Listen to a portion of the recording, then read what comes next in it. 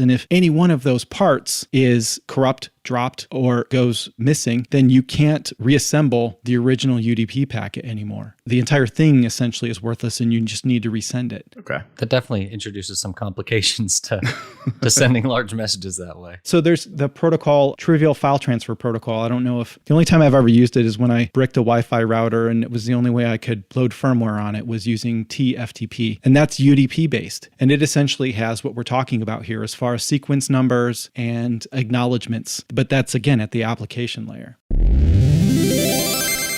Big thanks to our partners Linode, Fastly, and LaunchDarkly. We love Linode. They keep it fast and simple. Check them out at linode.com/changelog. Our bandwidth is provided by Fastly. Learn more at fastly.com and get your feature flags powered by LaunchDarkly. Get a demo at launchdarkly.com. This episode is brought to you by our friends at O'Reilly. Many of you know O'Reilly for their animal tech books and their conferences, but you may not know they have an online learning platform as well. The platform has all their books, all their videos, and all their conference talks. Plus, you can learn by doing with live online training courses and virtual conferences, certification practice exams, and interactive sandboxes and scenarios to practice coding alongside what you're learning. They cover a ton of technology topics: machine learning, AI, programming languages, DevOps, data science, cloud, containers, security, and even soft skills like business management and presentation skills. You name it, it is all in there. If you need to keep your team or yourself up to speed on their tech skills, then check out O'Reilly's online learning platform. Learn more and keep your team skills sharp at O'Reilly.com/changelog. Again, O'Reilly.com/changelog.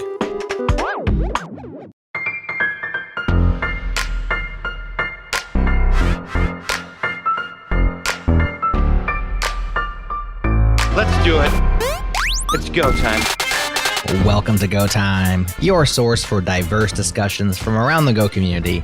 Thanks to our friends at No Starch Press, we are giving away 2 physical copies of Network Programming with Go. Stay tuned to the end of the show and I'll tell you how to enter. Okay, let's do this. Here we go.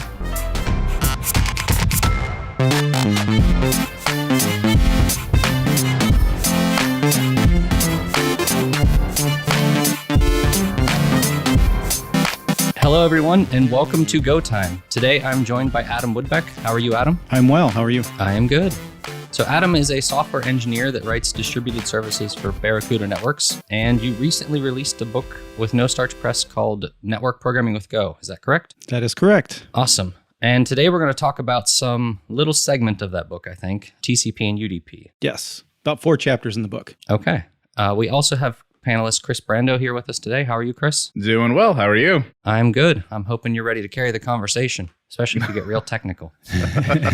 It's been a while since I've read up on TCP and UDP, so I'm excited about this one, both to refresh my memory and to teach some people about something a little bit new, hopefully. So to start off, I guess the simple way would be just to say, what are TCP and UDP? What do the acronyms stand for? And at a high level, can you sort of explain what these things are? Sure. TCP stands for Transmission Control Protocol, and UDP is User Datagram Protocol. The Transmission Control Protocol is more of a streaming stateful protocol where you're sending a stream of data, and it's typically acknowledged by the other side. So there's a state throughout the entire conversation. Whereas UDP has a lot less overhead. There is very little reliability. There's really no reliability. You simply just send data to the other side without any promise of an acknowledgement or that the data is even going to arrive there. It's stateless, in other words. And it's more message-based as opposed to a stream of data. That's something that's probably, I think, confusing to a lot of people, because when you talk about like sending data, especially with programming, you usually think like all of it needs to get there. Can you give some, I guess, a little more insight into why UDP works for things like games where, you know, real time is more important? I guess, how do they get by without having all the data? So I would use UDP in the scenario where it's worse if a packet arrives late than if it doesn't arrive at all, right? So if I'm playing a game, for instance, a first-person shooter, I need to know where that opponent is, not necessarily where he was 2 seconds ago when I lost that packet, right? Or in this case, if we're talking back and forth, if packets are being dropped and you're not receiving all of the audio that I'm saying right now, then you're going to start talking to reply, and now you're starting to get all the words that I just said as TCP catches up. So UDP is more concerned about getting the data to you immediately, even if it's not complete. Okay, that makes sense. I'm trying to think of, I don't know if it's video software or what, but I recall using something where like when somebody would start to lag, you'd all of a sudden see them catch up. And it was always a really weird experience when like their video stream would sort of like quickly replay back everything or something. And I'm guessing that was because they were using something like TCP to sort of replay back what was there. Whereas, you know, a lot of times what we normally experience with Zoom is if somebody starts to have some sort of internet connection or something, they just sort of cut out for a minute and then come back in. Is that accurate or sound accurate? Yeah, with real-time stuff, you don't have the advantage of buffering either, right? So TCP is really good at buffering data. And so in the scenario you just outlined, we're probably catching up with everything that was coming in off the wire, just reading it. And so it looked like it fast forwarded to real time at that point, right? The user experience probably would have been better if we just dropped those packets and you just picked up from where they left off. That makes sense. So I guess let's dive into TCP first, because I think this is the one that people are going to relate to most, at least in my experience. I feel like most of the things I do networking wise are TCP. So that's where I'm starting. So if you're not the same as me, sorry, everybody listening. You said that TCP is something where they can actually have a session where packets aren't lost. What does that look like? Like, what does the connection look like? What are the steps? And I guess, how does that sort of work at a high level? Let me use an analogy first. So TCP, let's say you're going to bake your neighbor a pie, okay? If we were doing this over TCP, then I may shout from my window to my neighbor's window to say, hey, are you there? And my neighbor may reply and say, yes, I'm here. And then I'll say, I'd like to bring you a pie. We've just established a conversation, right? And so neighbor acknowledges and says, great, bring it on over. So I bring the pie over, okay? And then I say farewell, neighbor says farewell, conversation's done, okay? That's TCP. That's our stateful conversation. Now, if I was doing the same thing over UDP, essentially I would take that pie and I would throw it at my neighbor's window without any regard for whether the window's open or not, right? And I have no idea if my neighbor received it. It's very possible that my neighbor's going to be quite upset with me. So that's kind of the high-level difference of what one protocol looks like and what the other one looks like. One, there's a lot more back and forth, but there's reliability there. There's a conversation. There's a rapport, I guess. And the other one is just very abrupt. Here's data.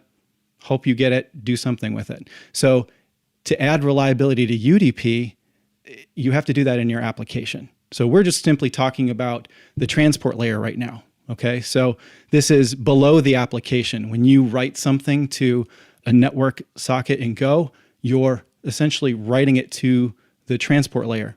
And this is where TCP would take over or UDP would take over. So there's a lot of stuff that happens underneath at this layer that you don't have to account for in your application. So if we're talking about, like, say, a web request, I visit Google, for instance, then what that would look like is my computer would reach out to Google. It would open up a port on my computer, a local port, and it would reach out to Google at Google's IP address, port 80. Let's just say there's no TLS involved here, so port 80.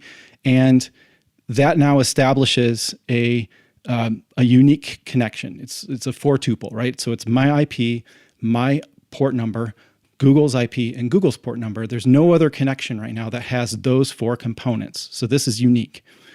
So then my computer sends a empty packet essentially with just header information to Google, and it has a SYN flag enabled or synchronize, which is essentially telling Google, these are the settings I would like to use for this conversation I want to have with you. So if Google wants to talk to me, then Google will turn around and it will send back a packet, an empty payload, with just header information that has an acknowledgement that says, I acknowledge I received your SYN packet, and here's a SYN of my own. Here's what I agree to as far as this conversation goes. And then if my side agrees, it will send an acknowledgement back. So an empty packet again with just the acknowledgement flag flipped. So that's the 3-way handshake that all TCP connections start with. Okay. From that point forward, we have an established session and data can flow in either direction. Once we're done exchanging data, then usually there's a graceful termination where either side can initiate this, but let's just say I do. I would send a FIN packet. Essentially, it's an empty packet with just the fin flag flipped. Google side will acknowledge that and say, all right, I acknowledge I received your fin. Here's a fin of my own. And then I would acknowledge that, and essentially the connection is terminated at that point. There's no more active TCP connection. So to make sure that both myself and everybody listening understands, like when I make a web request to google.com, is this something where like the entire time the page is open, it's keeping the connection? Or is this something where it just keeps the connection open long enough to, get the website HTML and then after that it closes up? Or are there cases where it's a little bit of both? So TCP has keep alives, which I believe are off by default in most of the operating systems I've used. But what essentially would happen, let's say I send a request to Google and it's taking Google a long time to respond. There's a lot of latency there. Maybe it's having to crunch a bunch of numbers and stuff and then send the response back to me. My side may send a keep alive request, which is a special request to Google's network layer, its transport layer. It doesn't go to the application. It just goes to the TCP layer at Google to say, hey, is this conversation still good? Are we still talking? And then normally I would get an acknowledgement back, which essentially tells me, yes, we're still good. I just haven't received your reply from the application layer yet. And this may go on for a while until either I receive a reply or we've reached some sort of threshold and I just stop waiting and tear down the connection that way. So when we talk about having these communications that are, back and forth with different messages, I think most of the time when we think about like a web request, we think of like I send a request, they send a response back with all the data. I'm assuming that TCP, because we're at a lower level, it's probably something where there's maybe a little more back and forth than that. So I guess my question is like, how does the actual data sort of get transferred at that level? Is it like a binary encoding? Is it something completely unique? Or what does that sort of messaging look like? I think we should talk about a few of the things that were established during the handshake, okay, that help ensure the reliability and it helps control the flow of information between the boxes. I said earlier that TCP is a stream-based protocol. So if I'm sending a web page to you or I'm sending a bunch of data, it comes through as a bunch of bytes. And those bytes may be composed of several different individual messages, right? But my side, when I'm reading from this data, I'm just getting a bunch of bytes and have to make sense of it. So we can talk about some methods of how you can properly encode things so each side can encode and decode the data that we're sending. But as far as a web page goes, there's what's called a sequence number that each side establishes as part of the handshake. It's usually a large number. It's usually only meaningful in the session itself. But for our purposes, let's just say it starts at 0, because that's an easy number for everyone to remember. So when the client sends the first SYN, part of that SYN tells the server, I want to start with sequence number 0, okay?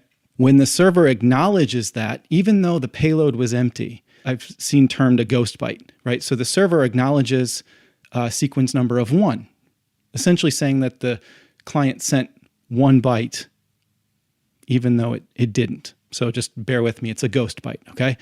The same thing happens in reverse. When the server sends the SYN ACK, it says, I'm going to start my sequence number at 0.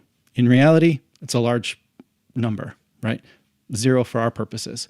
And then the third part of the three-way handshake is my side sends the acknowledgement of sequence number 1. So now both the sequence number on both sides is set to 1. So the acknowledgements acknowledge sequence numbers, which is one of the ways that we ensure reliability here. So if my GET request for the resource was 500 bytes, I send the 500 bytes in a request to Google. Google then sends an acknowledgement back of sequence number 501. Because this sequence number is incremented by the number of bytes that I'm sending, okay? So Google's sequence number is still set to 1 because it didn't send me any data yet. It just sent me an acknowledgement. So when Google sends me the payload that I requested, let's say it's 2,000 bytes, it sends me all that data and I acknowledge a sequence number of 2001, okay? If I acknowledged, say, 1001, then Google realizes, wait a minute, he didn't receive the last 1,000 bytes. I should resend that, okay? So that's one of the ways we ensure reliability and kind of keep track what was sent and acknowledge what was sent. Now, the other factor here is that's negotiated during the handshake is the window size. So every TCP connection allocates a certain amount of RAM that it's going to use as a receive window. Think of it as like a bucket. Okay. What this allows is it allows me as the sender to send data to Google that sits in that bucket, and the application can then come and read. The application doesn't need to be actively reading from the socket at the time I'm sending data. It can sit in that bucket.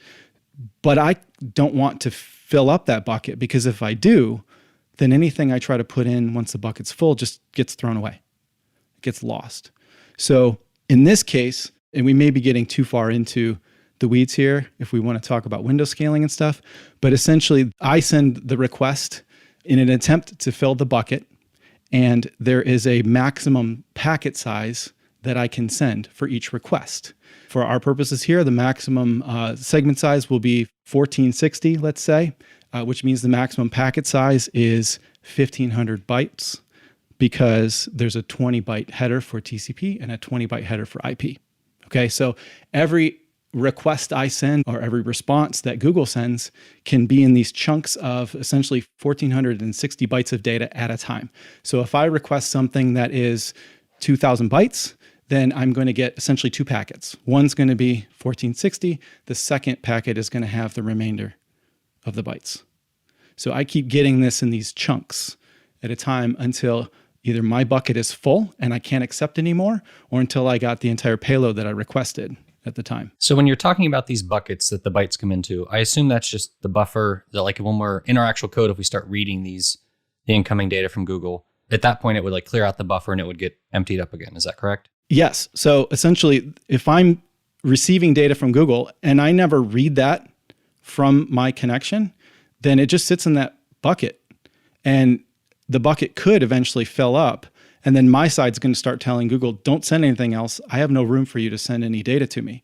So the onus is on me, and as the programmer, to make sure I'm reading data from that bucket so I can continue to receive more data from Google. So as a developer, this is something that we never really see in our code. Like, none of us are sitting here writing HTTP requests where we're like, okay, we're going to send 100 bytes, then 200 bytes, whatever the limits are. Sure. So I'm assuming this is all something that, like, the standard library and everything sort of bakes into it. Is this something where every language could sort of decide how they're going to change? Like you said, if your max is 1460 bytes, I'm assuming that arguably you could send less than that if you wanted. Absolutely, you could. So that's like up to the programming language or whoever wrote the library to sort of decide how to choose those numbers? So there's defaults for your operating system, but we're talking about every hop along the way between my computer and Google. This maximum size is enforced along the way. The good thing about TCP is we can split things up and it can reassemble things. Packets can be received in the different order than I sent it on the remote side, and TCP can straighten all that out for the application.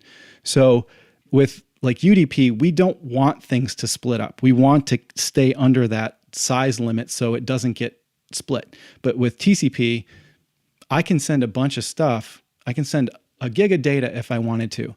And TCP is going to handle chunking that up for me, sending that data across. And of course, the other side is going to handle reassembling everything into the stream as I originally sent it.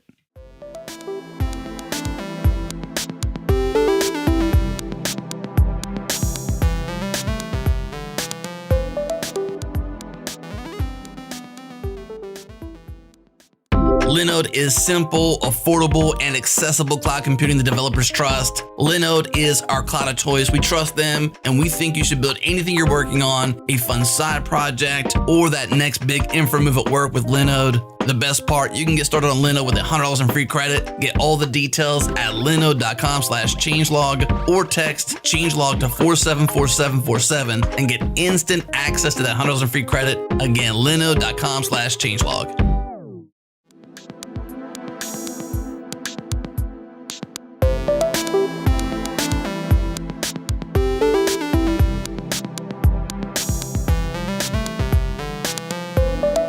You mentioned that the data can basically come out of order.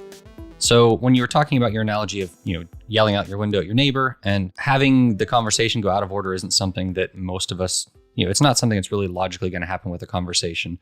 So with the network, I think sometimes it's it's easy to overlook that because you just assume, okay, these things are going serial, especially with a lot of programming. Until you get into concurrency or something, things happen serially. So can you elaborate a little bit on like how do things get out of sync? What are some ways that might happen? Okay, so you could have the scenario where one packet takes one path to Google and another packet takes a different path. I don't have a direct cable from my house to Google.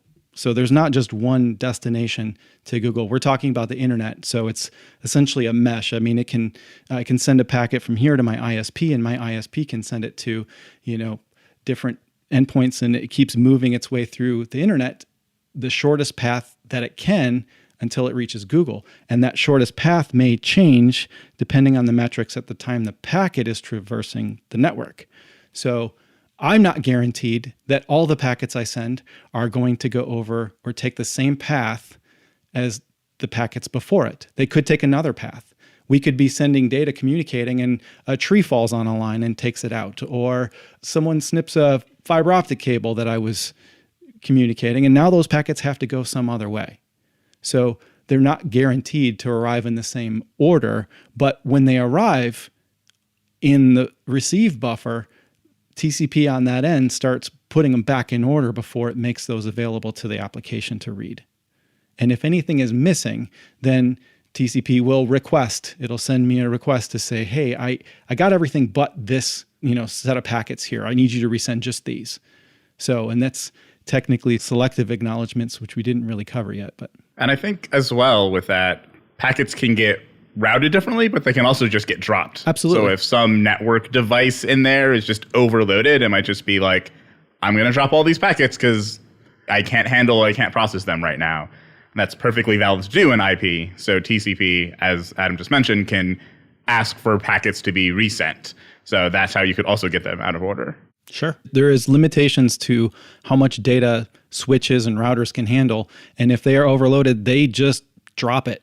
I think one of the things that's really cool to see about TCP is that we talk about building redundant systems, but like this is one of the most redundant systems. Like if you think about it, or at least it seems like one of the more redundant systems that we deal with on the internet is the fact that literally anything can just stop taking packets and everybody knows how to sort of handle that and move forward. Yeah, I mean, I don't have a lot of experience with this, but think about if you're watching a YouTube video and you're driving in your car and you're watching it on your cell phone, you're hopping from tower to tower and you're getting different IP addresses, yet from your perspective, TCP is able to handle all of those different changes and interruptions and properly buffer things as it needs to. So your playback is nice and smooth. So speaking of that, and I don't know if this is too complicated, but how do the TCP connections work when you're doing that? Like if we're driving down the road, is it making new connections? Like I said, this is a little outside of my experience, but the way I envision something like that would happen is if you're hopping to a different tower and you're getting a new IP address, your application realizes where it left off as far as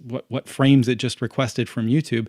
And when it establishes that new connection, it may ask for the frames from where it left off. But if you ever watch your YouTube progress bar, you'll see that it buffers. In other words, it's downloaded more of the video than what you're currently watching right now. So it's giving itself some buffer room here at the application level. And I think too, with mobile networks specifically, there's a lot of magic they do behind the scenes to make it appear as if the TCP connection is kind of living forever. And we'll probably talk about it later, but this is one of the reasons why HTTP/QUIC was developed, mainly to resolve this problem of TCP connections being at odds with how mobile networks operate. It's kind of interesting because when people design these things, it's impossible to see into the future. And I imagine at the time it was probably impossible to imagine this world where somebody's driving down the road and literally like that needs to pretend like it's one connection when in reality it's not. So that's one of the crazy things about software, I guess, is that you can never really predict what you need to design for in the future. Okay, let's say I wanted to dive into this a little bit more. I wanted to actually see some of these bytes. What's some way that I might be able to do it? Should I start with GoCode? Should I be looking at tools to watch my networking traffic? What would you sort of recommend on that side of it? I absolutely recommend you familiarize yourself with Wireshark. It's an essential tool if you're writing network code and you want to see what's happening at that transport layer. Wireshark is great as far as it's free. So it's very easy to install on your system, and then just install Wireshark. start a capture, and then in your browser, go to a website. And you'll see all of this traffic start flooding into Wireshark. And you can use Wireshark to filter in on a specific conversation. And you can see that three-way handshake that we talked about. You can see the sequence numbers that they established and how those sequence numbers and acknowledgements work, similar to what we just described, and how the graceful termination happens for every web request that you make, for every resource that you ask for. Okay, so go check out Wireshark, everybody. If you have questions, bug at them. No, I'm just kidding. Yeah. There's a good book on that. No Starch also sells that. So that's where I'd refer you. Okay, awesome. When you were talking about TCP, you mentioned that it's streaming bytes. And usually when we're sending bytes, like we have to get into some sort of encoding, sort of letting people know how big bytes are. Is that something, I guess, who controls that? Is that something, and like, what does that look like? So let's say I wanted to send a string over a network, or I wanted the ability to send numbers as well, or different types. And essentially what I'm doing is I'm writing a byte slice to the network. And when it's received on the other side, it just reads a byte slice. The other side sees is it's just a series of bytes. It doesn't really make sense or know that this is a string or how big the string is, because when I'm reading data from a network, I essentially allocate a byte slice of a certain size. And when I use that byte slice to read into that byte slice, the network will try to read as many bytes as it can that's in my buffer to fill that bucket, essentially, or that buffer that I created, until we run out of bytes to read, or until that buffer I allocated is full. So if I send several strings at once to you, and you start reading them from your network, they're all going to be in that same buffer, that same byte slice. You don't know where one starts and one stops. So one technique that works well is very simple encoding, such as like a type length value method of encoding data, where you say, all right, we're going to say this first byte is going to represent a type. 1 for string, 2 for an integer, whatever bytes you want to encode. The next 2 bytes or the next 4 bytes will represent the length of the payload I'm going to send, and then the remaining bytes are that payload. So when I'm reading data from the socket now, I can read the first byte and realize, okay, this is a string. I can read the next 4 bytes and then, convert that into an integer and say, all right, he's sending me, 500 kilobytes of data. And then I know I need to read the next 500 kilobytes of data, and that's my string, if that makes sense. Yeah. I guess in my mind, that means that if I'm writing my own, for lack of a better word, like client and server that are communicating, I can sort of define this paradigm myself, where I can say these many bytes are the type, these many bytes are the size of the message, and then I can just go from there. So does that mean there's standards for things like the web or different places like that everybody just sort of agrees to? Because, obviously I'm not writing Google server, so I can't tell them what to expect. So is that how the web works? Is there some sort of standard there? Yeah. So when you're requesting a resource, say you're requesting a web page, just an HTML page, you're going to get header information back that'll have your content length. And that's essentially the length of the payload that's going to represent the HTML that you requested, for instance. There's other encoding methods, like Go includes GOB in its standard library. And essentially, it can do what we just talked about, as far as I can instantiate a struct and send that across the network, and it can be properly decoded on the other side using a similar type length value format that we just discussed. But is this something that like both people sort of have to know about ahead of time, or is this something that's communicated during the handshake, is what I guess I was trying to ask? Yes, you have to agree on the encoding and decoding standard that you're using. So in other words, if I'm sending you JSON, for instance, you need to know that it's going to start with, an opening curly brace and end with a closing curly brace. You have to understand the garbled text I'm sending you. You have to be able to understand JSON. But if I sent you like YAML, for instance, and you're expecting JSON, you're not going to know what to do with that. It's not going to decode the way you expect it to decode. Okay, awesome. So when we're dealing with these network connections, I guess another question I have is TCP is, you basically said it's sort of like this conversation we're having. Is that something that we need to close? Because with UDP, I assume you just sort of send your message, forget it, don't worry about it. So with TCP, do you have to worry about telling people essentially goodbye in the conversation, or how does that sort of look? Yeah, so programmatically in Go, when you have a network connection object, it has a close method. If you do not call that close method, your side of the conversation doesn't send its fin. It doesn't tear it down. It can keep your side of the conversation open, and you're essentially leaking the connection. And so if you do that enough, you can exhaust the number of connections that your operating system can open. And now you can't open any more network connections because you have all of these essentially orphaned network connections that are in what are called a closed wait state because you didn't properly close them in your code. With UDP, you don't have to worry about that. I have a question on TCP. So you mentioned sequence numbers with packets and how we increment them for the number of bytes.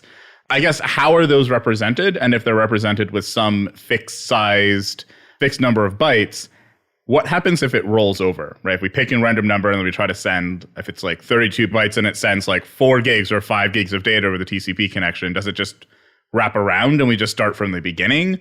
Or how is that handled? I don't know. Oh. I honestly would have to look at the limitations of what the sequence number is, the size of the sequence number. It is a very large number.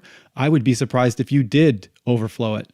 But I assume if it's unsigned, it would just wrap around and continue where it left off. But essentially, it only serves to as an indication of how much data I've sent you and how much data you've received.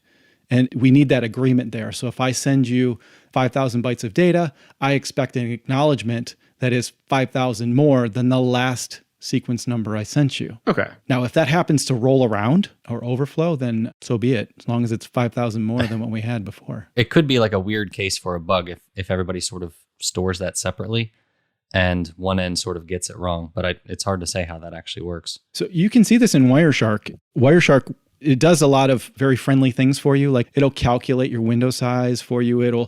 Everything in Wireshark that's in square brackets is something that Wireshark calculated based on the packet you're looking at. And so the sequence number, the raw sequence number, may be so it is 6 bytes. That's how many bytes we have for the sequence number here. But when you're looking at it, Wireshark gives you a relative sequence number starting at 0, just like we discussed here. So it's easier for you to rationalize when you're looking at the packets. If you wanted to see the raw sequence number, you can do that too.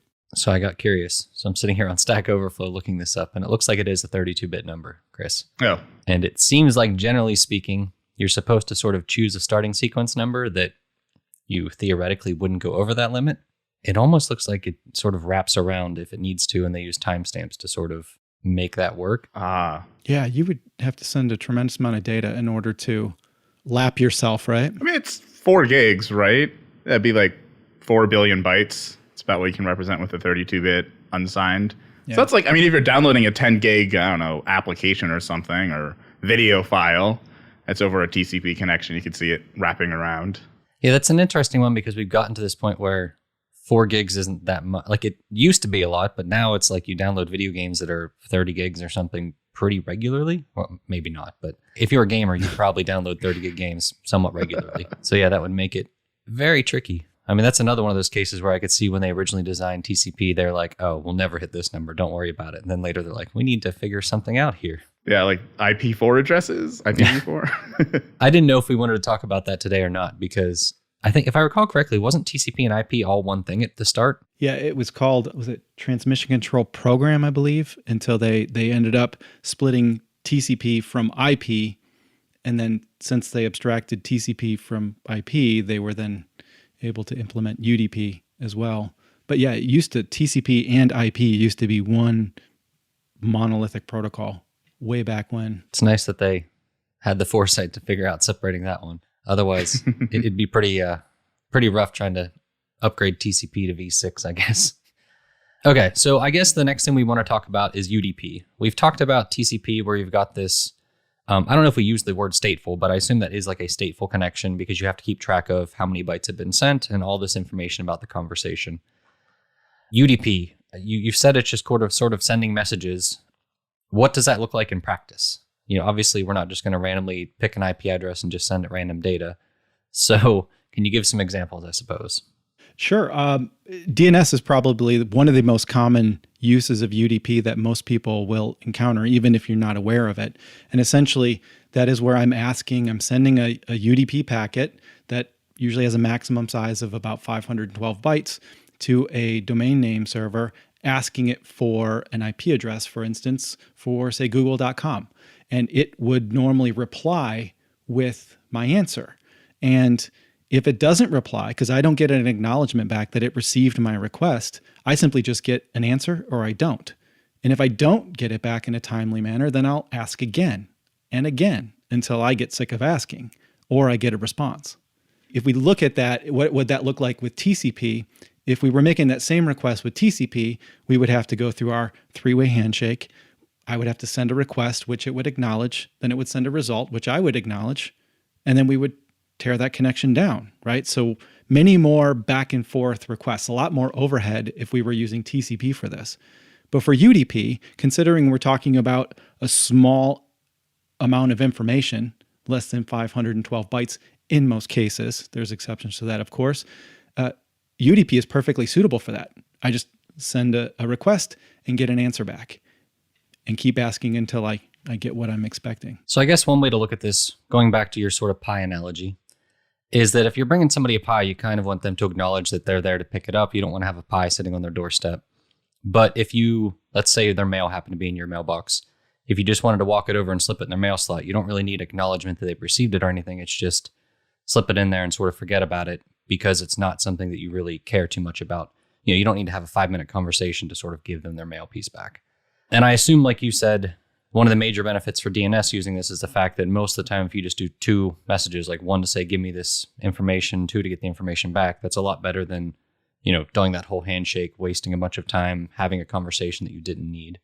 So if I wanted to go about doing this in some Go code, what might that look like? Are there packages or anything? Or would you suggest, again, just using Wireshark? Like, what are some ways to sort of experiment with UDP?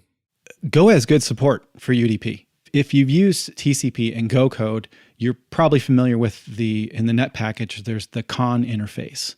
And if you use the dial or dial timeout, or the dialer in the net package has a dial context function or method. When you call that, you receive a CON interface back that allows you to do a few things. You can write to the network socket, you can read from it, you can change the deadlines, which we haven't talked about yet, and you can tweak a few things in the connection through that interface.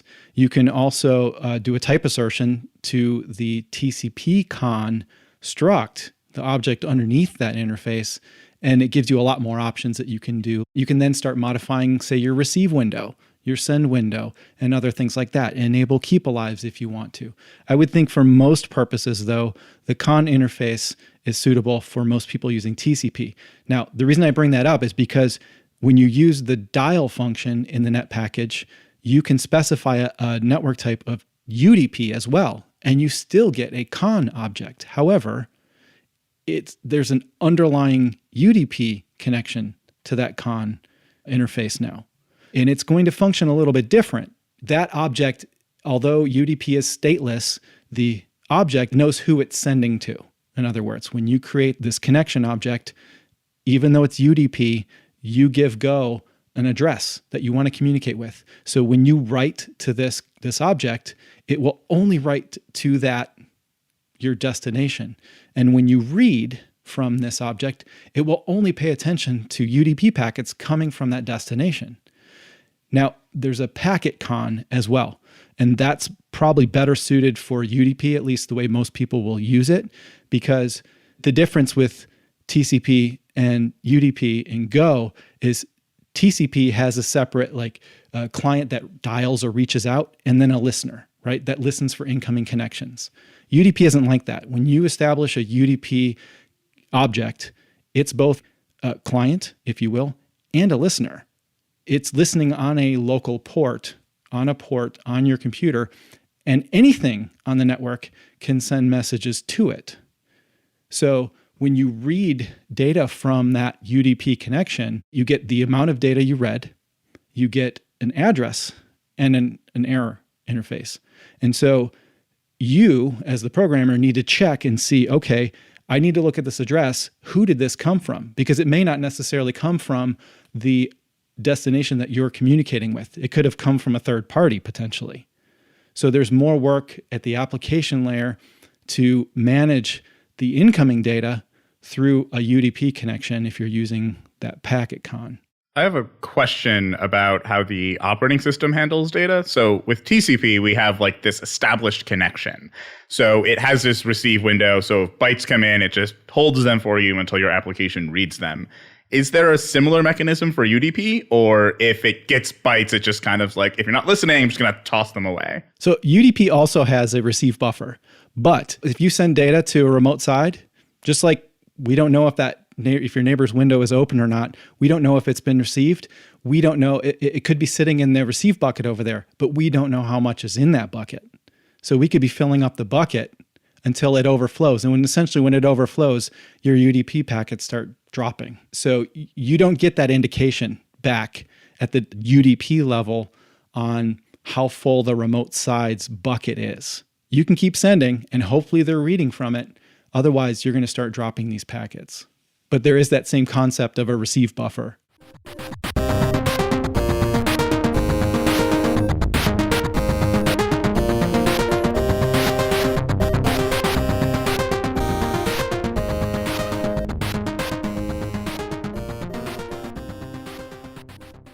This episode is brought to you by SourceGraph. SourceGraph is universal code search to let you move fast, even in big code bases. Here's CTO and co-founder Byung Lu explaining how SourceGraph helps you to get into that ideal state of flow in coding. The ideal state of software development is really being in that state of flow. It's that state where all the relevant context and information that you need to build whatever feature or bug that you're focused on building or fixing at the moment, that's all readily available. Now the question is, how do you get into that state where you don't know anything about the code necessarily that you're going to modify? That's where SourceGraph comes in. And so what you do with SourceGraph is you jump into SourceGraph. It provides a single portal into that universal code. You search for the string literal, the pattern, whatever it is you're looking for. You dive right into the specific part of code that you want to understand. And then you have all these code navigation capabilities, jump to definition, find references that work across repository boundaries, that work without having to clone the code to your local machine and set up and mess around with editor config and all that. Everything is just designed to be seamless and to aid in that task of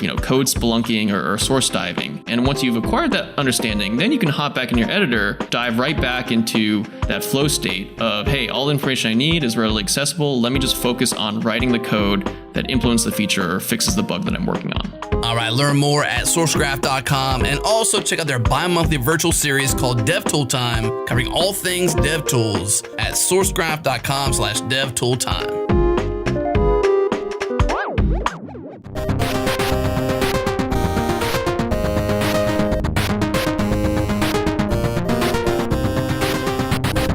So I have a question about the net.con interface.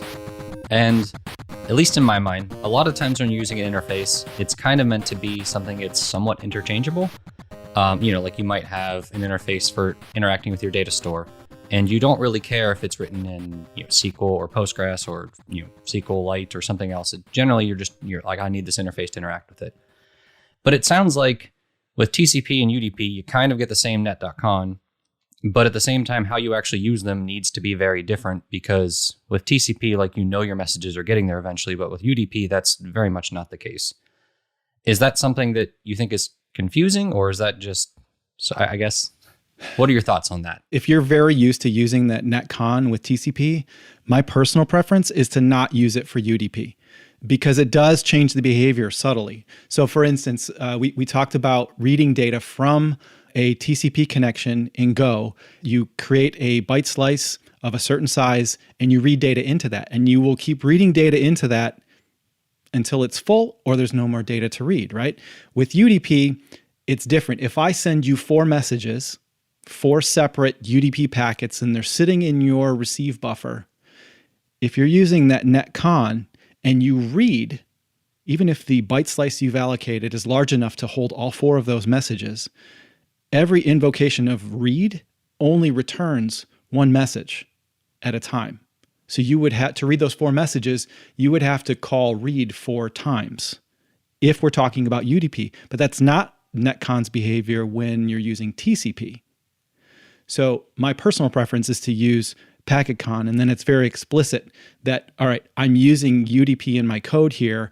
It helps if I'm reading someone else's code too, to know that, okay, this is a Netcon here. I'm very familiar with this because I use it all the time with TCP, but I didn't notice that they're communicating over UDP now. Why do they read this 4 times, for instance, when I think that the buffer they're allocating should be able to hold everything that they're reading once?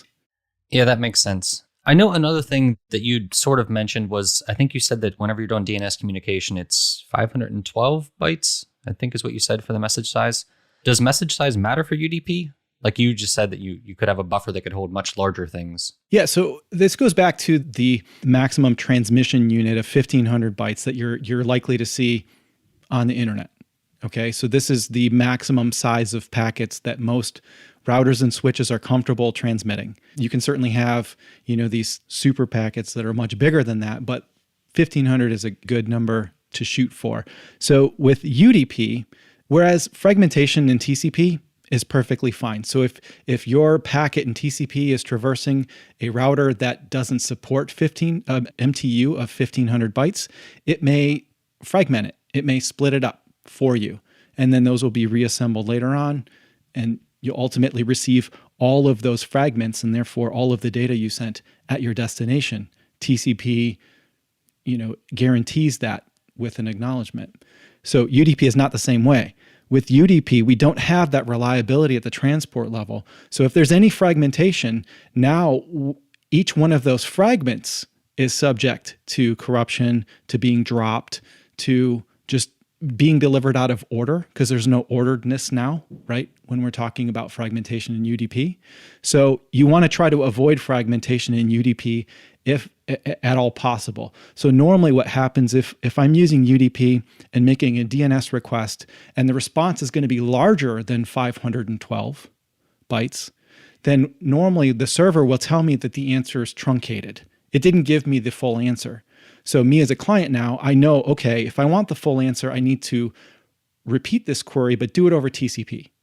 And then I can repeat this query over TCP, incur the overhead of the back and forth and establishing the session and stuff, and then I'll get the entire answer.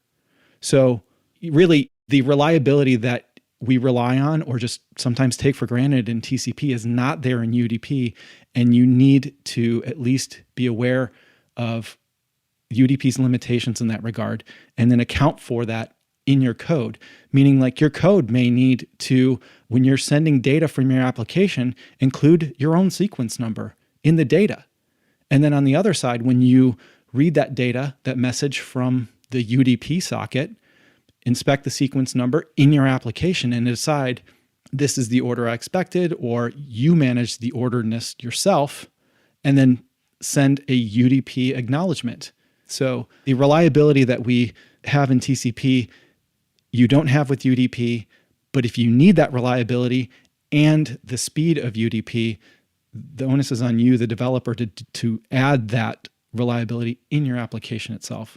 Question about fragmentation. When the packet gets fragmented on the other side, do you receive that as like 2 different UDP messages, or is it like combined at the OS layer into one? It's not recombined, is my understanding. I mean, even if it is fragments, and now each fragment has its own checksum, it can be dropped, it can be corrupt. We've basically just taken a single packet and split it into multiple parts. And if any one of those parts is corrupt, dropped, or goes missing, then you can't reassemble the original UDP packet anymore. The entire thing essentially is worthless, and you just need to resend it. Okay. That definitely introduces some complications to sending large messages that way. So there's the protocol, Trivial File Transfer Protocol. I don't know if the only time I've ever used it is when I bricked a Wi-Fi router, and it was the only way I could load firmware on it was using TFTP, and that's UDP based. And it essentially has what we're talking about here as far as sequence numbers and acknowledgements. But that's, again, at the application layer. I think it's chapter 7 in the book where you write a TFTP server, essentially. I think one of the interesting things about these network protocols is like, why did we develop TCP the way we did? I think a lot of that has to do with network congestion and people just overloading networks. And when networks overload, like overloading them more. Like that's why we have window sizes and all of these other things. I think it's interesting that we've gotten to a point now where those things have become more of a hindrance to us in some circumstances than they are a benefit. I think a really good example of that is the journey that HTTP has been on. You know, we all started with HTTP 1/1.1, where it was a text protocol and you couldn't multiplex. And we had this head of line blocking problem, so you had to open multiple TCP connections to make make browsers faster. And then we made HTTP 2, which added multiplexing, but it was still over an HTTP connection, it was still over a TCP connection, and immediately ran into more head of line blocking problems because TCP is ordered. So even if you have independent streams of things happening, if one gets blocked with processing or whatever, then all of the streams get blocked. And this protocol that was supposed to be magically faster actually turned out to be really bad if you had a really crappy network. And I think the other thing that we also started figuring out is that TCP works really great if you're not moving, right? If you are like a desktop or you're on Wi-Fi and you can establish this connection. But as soon as you're hopping between like Wi-Fi and a mobile network, now you have problems because with a mobile network, they kind of, you know, make it appear as if you still have a TCP connection. But if you switch to Wi-Fi, your TCP connections are now gone. You have to reestablish them, which is super expensive. So QUIC/HTTP3 is now giving us the ability to move those connections between things, right? You can go between a mobile network and Wi-Fi and keep your connections alive. But it's essentially just rebuilding everything we had in TCP on top of UDP because TCP is too restrictive. Yeah, it's moving it all to the application layer. One of the ones that's like that really stuck out to me when you said about HTTP2, Chris, was when you see web pages where they like put all the JavaScript at the bottom, like the include tags. I assume that's one of those things where if it gets blocked trying to load those, is that what you're referring to? So it's more referring to if you have multiple files that you're trying to load at the same time, if one of those files is like taking a long time to process or whatever inside the HTTP application code, it will block anything else coming through. So if you're sending like a giant file and then like several smaller ones, but the way it gets put onto the wire is that like the last byte of one of those smaller files is after all the bytes of the larger file, you have to go through all of the bytes of the larger file before you can get to the byte of the smaller file. With UDP, since there is no inherent ordering of those packets themselves, if you get that smaller packet earlier, you can just go and process it. You don't have to read everything in the order that the initiator sent it. So that's the head of line blocking problem that usually people run into if you have shaky networks where you're dropping a lot of packets because you're just waiting for these packets to get redelivered to you or resent, and you can't read anything after the packets that are missing, even if they're not relevant to the thing that you're reading. So when we were talking about the sequence bytes, I'm assuming this would be a case where like let's say we're at sequence number 1 and we get all the bytes from like sequence 3 to like 1,000, but we haven't gotten 2 yet. So we're like, we got to sit here and wait, to do anything with that data. Yeah. Okay. The other thing, Chris, you had mentioned, I think was HTTP3 and was it QUIC? Yep. Yeah, HTTP and QUIC. I know nothing about this. So if you guys want to talk about that, you are more than welcome to. But I cannot lead that part of the conversation. I guess we could probably start with just like an overview. I gave a brief one, I think, of why we round up here. I think one of the interesting things about this is that you're probably already using HTTP3/QUIC. If you use Chrome and you connect to a Google service, most of that stuff is happening over this new protocol. I guess the simple way to describe it is whereas HTTP 1 and 2 rely on TCP as the mechanism to order the bytes. So it just, puts all the bytes on the wire in whatever format. There's framing in HTTP 2. So you can do that multiplexing. So if I have 3 streams that are sending data, I'll chunk them into smaller pieces. And as I'm ready to send them, I will multiplex them onto the TCP connection. HTTP3 is higher level than this. Like all of that ordering is at a higher level of abstraction. So instead of relying on the connection to give you any sense of ordering or to do the framing there, they do the framing directly in UDP, breaking up the packets to those sizes per stream. And then they have all of the identifying information inside each UDP packet as it's getting sent along. I already mentioned that the biggest benefit to something like this is that you get that nice, I can switch between different networks and it still works because the connection information no longer lives within TCP, within that protocol layer. It lives within the application layer. So the application just has to know, oh, this is part of this stream that I already have. I do want to say, too, that I think the interesting thing about this is that HTTP remains the same throughout, whether using 1 or 2 or 3. That is all abstracted from you. You don't have to worry about any of it. The way that you interact with it in most programming languages is the same way that you've interacted with any of the other ones, which is really cool and a really interesting design pattern. So while I think it's really interesting to like play around with TCP and UDP, building things, I think I would almost always go with HTTP unless there's a really good reason not to. Yeah, I think that was one of the reasons why I wanted to do this episode, was that I think, generally speaking, most people are better off just using the HTTP package. But it's nice to sort of understand what's going on under the hood, because sometimes we don't get time to nerd out and actually just see like, how is this actually working? And that can be really cool and also inspiring for like if you have an idea to build something and just want to see how people built things in the past. Yeah, I think most people should go and tinker with TCP and UDP and build stuff, probably not for production with it. It helps you, I think, understand how all of this is working too. I think a lot of times it feels like this is all magical. Like, oh, TCP just handles everything for me. I've had situations where I had to debug an application and, you know, we're like, oh, well, TCP always cleans up connections properly. There's never a state where you can just have a TCP connection stuck open. And we debugged an application and we had one side of the connection thinking it was still valid and trying to write for, I think it was like 36 hours. And the other side had like killed that connection ages ago. And it caused a massive problem within our applications. But people that knew how TCP worked were like, that shouldn't be possible, but we had the ability to look at it and see, okay, this is happening, and, you know, implemented a timeout to make it so it didn't happen again, or probably a deadline, not a timeout. But I think like understanding how this stuff works demystifies it a lot. So you can wind up being able to debug this type of thing or understand it better, or maybe in the future, if you learn enough, designing something like HTTP3 to make, you know, the world better for everybody. Yeah, we didn't get to talk too much about deadlines and timeouts, sadly. But I assume those are, like, anytime you talk about networking stuff, I assume that becomes important. So Adam, is that something you could talk about relatively quickly as we get near the end of the episode? Yeah, so we mentioned TCP has keep alives that try to maintain the integrity, or at least make sure that the other side is still listening, even if it's not receiving data yet. That's not the most portable mechanism, and those packets can be filtered by intermediate firewalls. So a method that I prefer is to use deadlines in Go. So you can set a deadline on your connection to say that as soon as this deadline is reached, any blocking calls to read or write immediately return. So in that scenario, let's say I'm communicating with a client that I expect to send me data, but I don't send data very often. So I'm essentially blocking on the read call.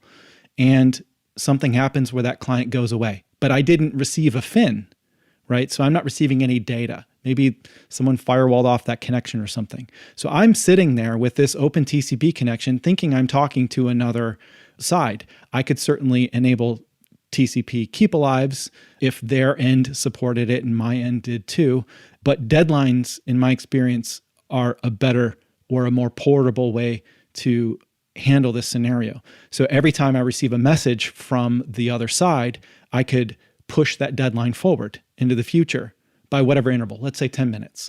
So that means for the next 10 minutes, I'm going to keep this open and I expect a reply or a message to come in within that 10-minute window. Otherwise, I'm going to terminate this TCP connection. And I can set up some sort of, again, in the application layer, essentially like a ping pong, right? Or a challenge response if I wanted to, where if I haven't heard from them in a while, I can send a ping and I expect that to elicit a response to me, which I can then use to push the deadline forward.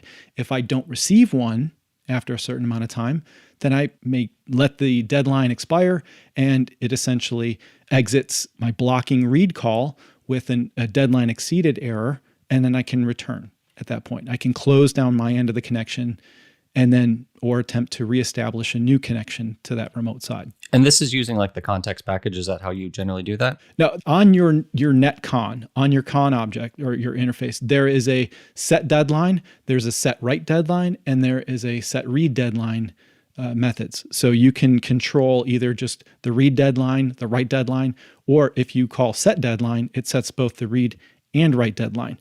By default, there is no deadline in a network connection in Go, which means that you're essentially going to block indefinitely until the operating system says, we're done waiting, and closes it for you if it's configured to do that. Okay. I was going to say, that's something I think I've seen with even HTTP clients, where people will set up a client to make a request, and I think you're supposed to set up a deadline.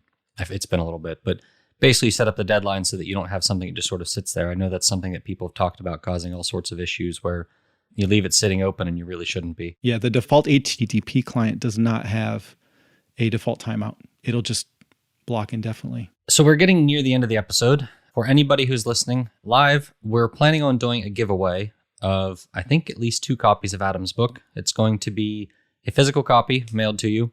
So if you want to go follow the changelog and the GoTime FM Twitter accounts, probably the GoTime FM one's the biggest one to follow.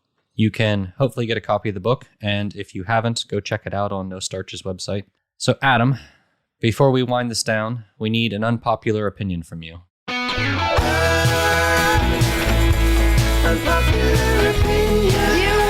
I actually think you should probably leave.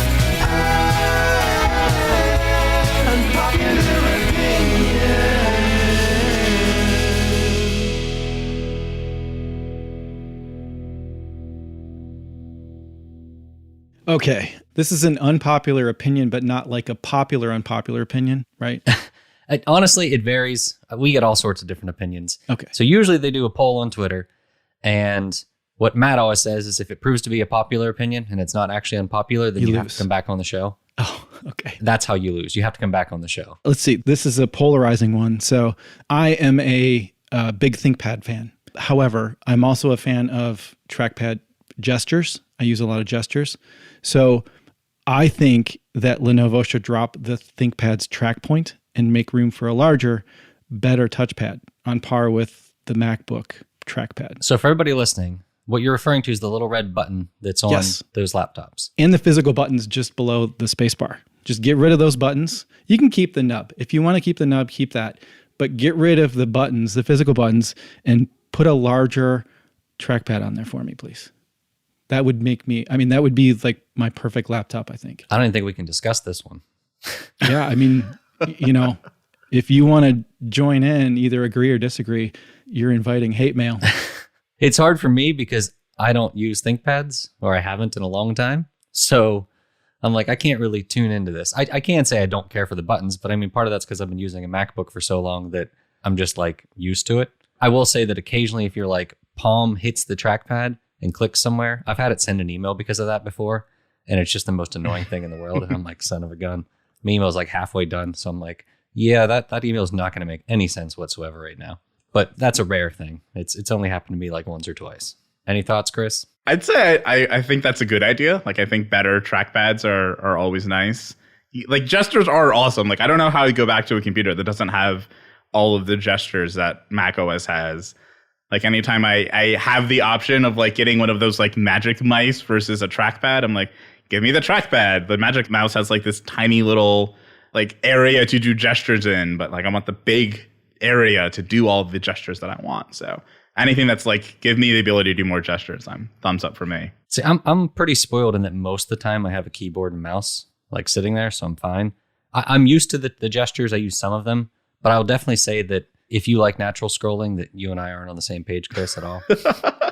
I just get it. I have a Linux computer that's gaming, and it obviously doesn't use natural scrolling, and it confuses my brain, which is also why I don't use my mouse as much with my Mac computers, because I just can't do it. But I can switch easily. But like if I'm doing a trackpad, it's fine, and then I can like scroll the right way on my Linux computer. But I can't use the same mouse to do both. I've run into the case where I'm like helping a parent or a relative or somebody with their laptop, and I'll go to like scroll, and I'm like, why isn't it going?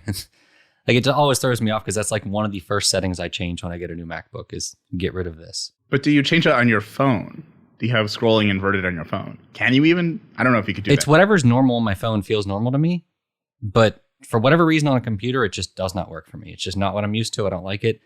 But I think I change a couple of the gestures too. Like my setup's probably a little bit different from most Because I think I do something where like 3 fingers and 4 fingers in one direction end up doing the same thing, because I actually don't like them doing different things. It was something weird where one of the gestures that's there, I don't ever use anyway. So I was just like, just make these both do the same thing. I think they both go back or something.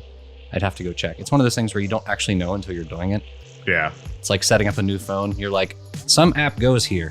I don't know what, but when I go to open it, I'll remember. Yeah. I don't know if I'm the only one that does that, but that's how I set up a new phone. I've had problems with like when I'm on my iPhone accidentally dragging an app and like moving them all around, and I'm like, I don't know where anything goes, but I'm gonna know that everything's wrong, and I'm gonna be upset later when I try to open something and it's like, where is it? This is not where it's supposed to be.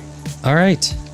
Adam, thank you for joining us. For everybody listening, when you do see the poll, make sure you vote whether you like his unpopular opinion, and go check out Adam's book, Network Programming with Go.